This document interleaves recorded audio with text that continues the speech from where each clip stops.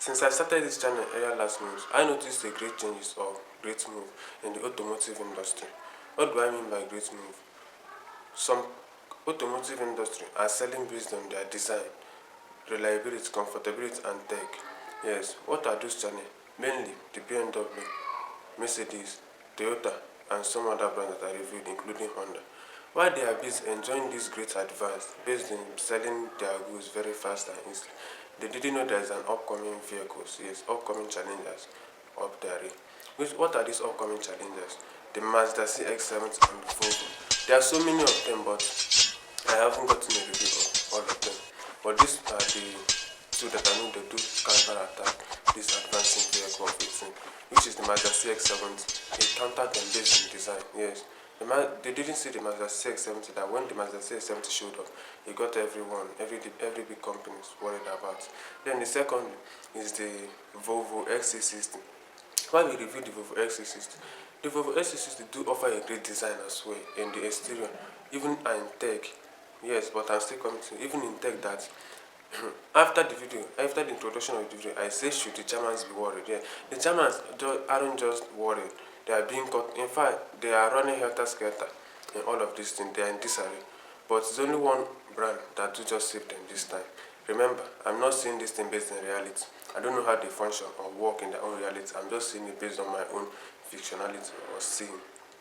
Then, back to what you are saying. A savior just came just at a crucial moment to help them, which is the Audi Q7. Yes, Volvo and this Mazda do make it in pushing forward, at taking what the other brand have taken. Yes, taking what the other brand have taken based on design, reliability and comfortability, taking it back from them with their all over design exterior. But this is what they didn't know. The Audi, yes, the 2025 Audi Q7. They didn't saw it. How could I put it now? Why they are counter attacking? Then the Audi Q7, let me see, just they are in form of reserve, just came up to help the other brand segment which are being pushed aside. They just came up to rescue them, pushing Volvo and Mazda, like getting into a real battle with them as well. What do I mean by real battle? The Volvo and the Mazda, yes, they are kind of ally. They are kind of ally, but what they do like in common is in pure tech. Yes, when it comes to pure tech, they didn't have it as much as some other German and brand Japanese design. If you haven't seen the video, go and check it out first.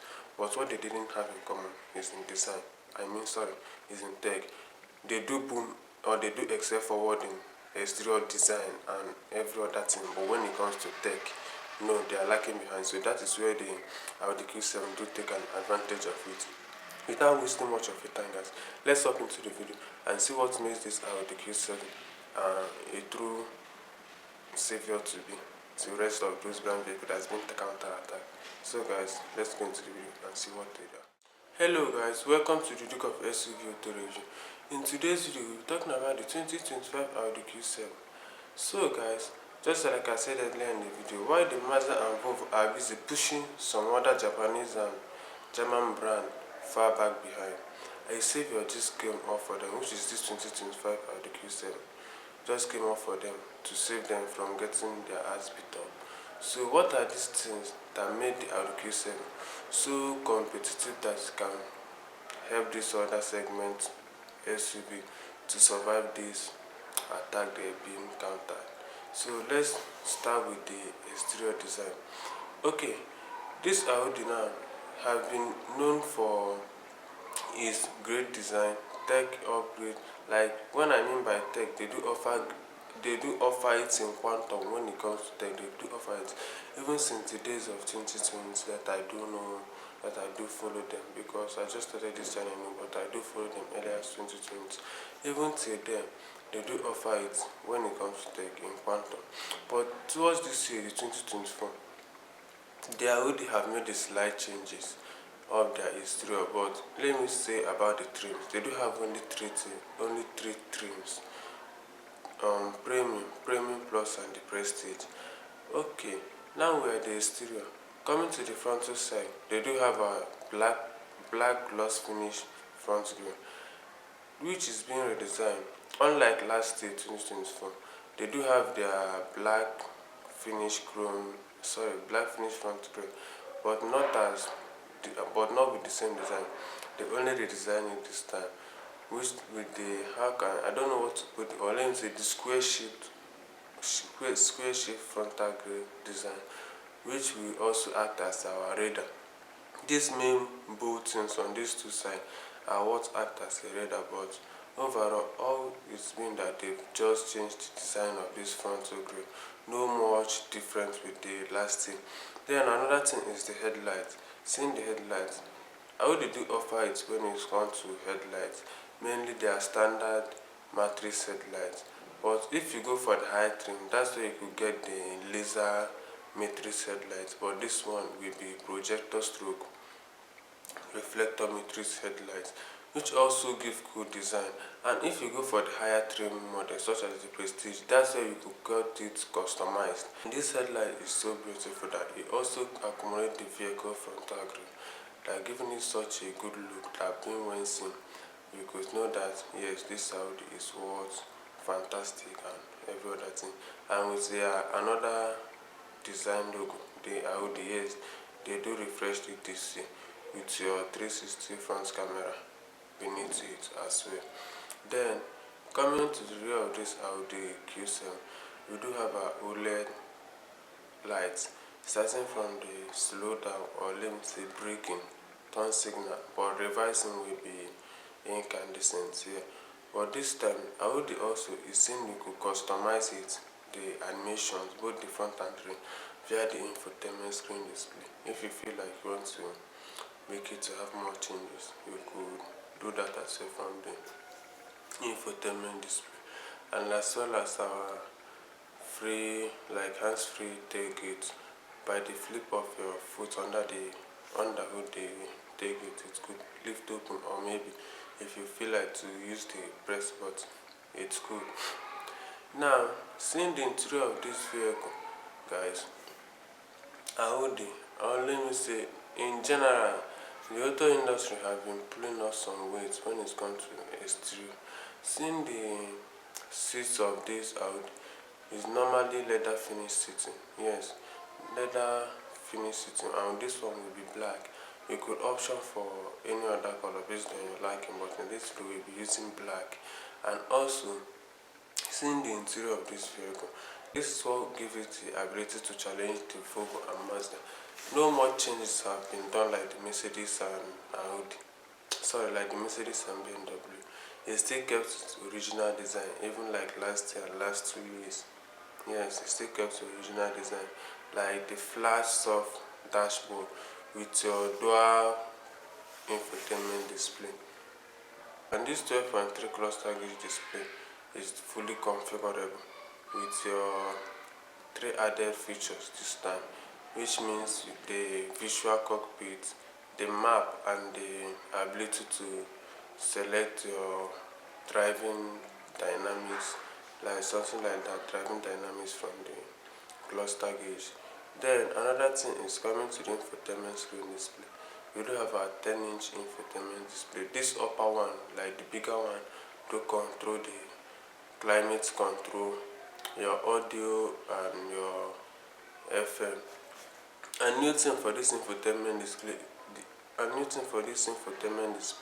is that you have the ability to install some things like Spotify and Apple Play. Yes, Spotify and Apple Play music inside it, just like your normal mobile phone app. You can install it here, unlike other segments, yeah, which the Volvo and the Mazda can do that. Even some of the German brands can do that as well.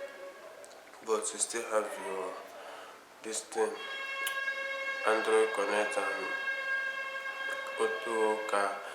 I do not mind forget this, and Apple CarPlay. You can connect it wirelessly with the use of all this software. Then coming much down is where we do have our screen for controlling our 4-zone climate control. Guys, this is where I do say that if this Audi is coming to the rescue of this other German and Japanese SUV that are being pushed far behind, this is where the Audi got it really good. Unlike BMW and Mercedes, you do have to control the AC via the same touchscreen we do control your music. But this is where I do regard the Audi. They do have a different screen for that, which is more easier to reach when being in a highway of something like driving. In other cars you can't do it like that, although you can do it but not much comfortable. You can't do it much comfortable like the Audi. They do have two interface, just this one for the climate control and this one for the music and Apple FM.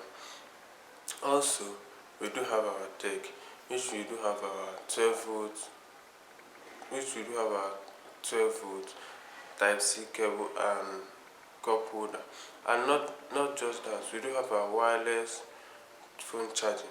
And also, I would when it comes to storage, when the center storage, they are still lacking behind that side, so there's no need of mentioning it. Not even some things could fit in there. But also coming to our steering, that's where we get our leather heated steering with full power adjusting. And normally left button side for the cluster gauge and right button side for the infotainment screen display. And new for no, not new for this Audi. They do have our full sunroof when you demand for it, but I think that may be when you go to the premium plus or prestige.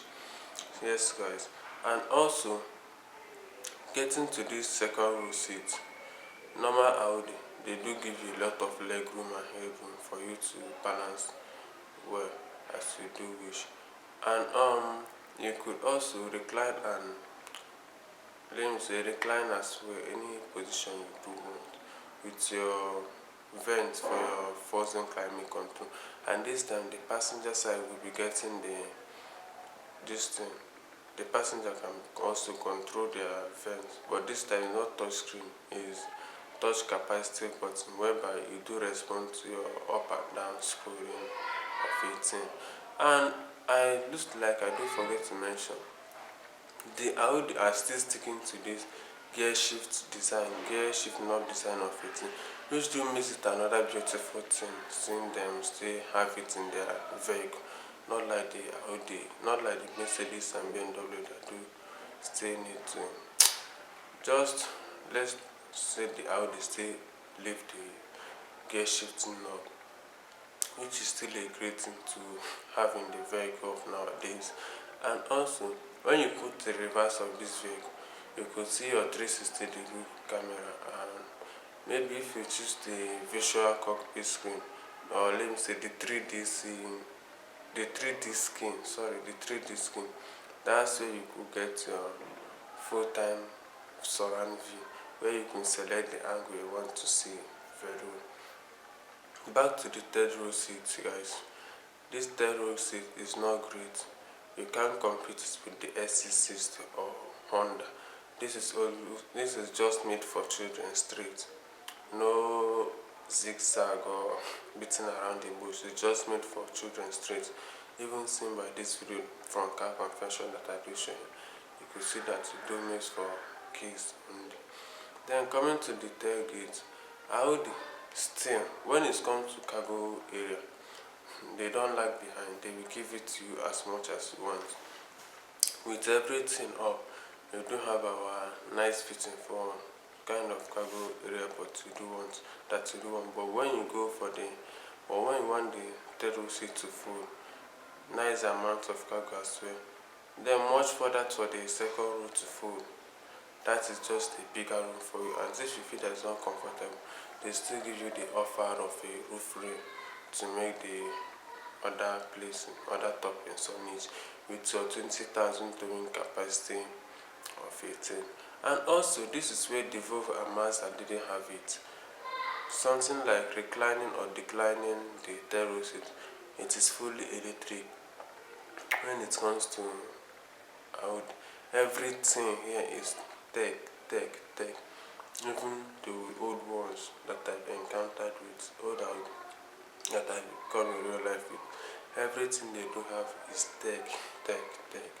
Before you see any mechanical thing, it could get really hard for it. Then let's talk about the safety. Although it's not yet official, but let's use the last year rating. They will throw in a lane departure warning, lane centering features, and driver collision warning, auto braking, and dynamic turn signal. Another thing about this dynamic turn signal is when being, how could I say it now?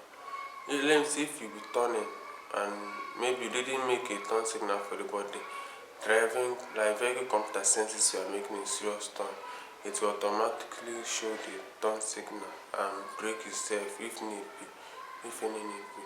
And also we do have our what is this thing called?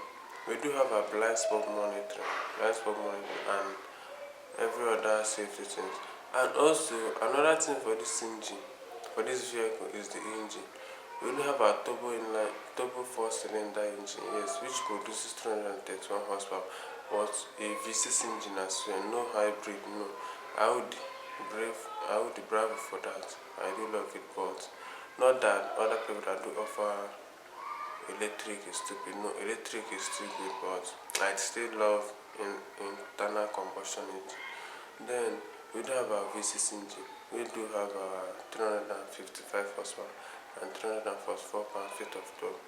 Then, all in all, guys, what I do want to say is that when it comes to tech, Audi might successfully rescue the other one that are being countered. Yes, Audi might successfully rescue them. But when it comes to still that exterior and exterior design, that's where is Audi itself might get itself struggling to save itself from there also. As well as the exterior, it do surpass the Volvo and Mazda, as well, it do surpass them when it comes to interior design, tech, and everything. But when it comes to tech, don't go for the Audi. Like, don't challenge the Audi. You do have it anyhow you want it. It will give it to you. Down the engine, no, the engine power. For the Mazda only self, the Mazda is challenging the Audi when it comes to the engine power. This inline 4-cylinder, inline 6-cylinder is challenging the Audi seriously. Then for the for the Volvo is way forward, like way bigger than the Audi. So the only way the Audi could save the other brand segment from collapsing may be based in tech.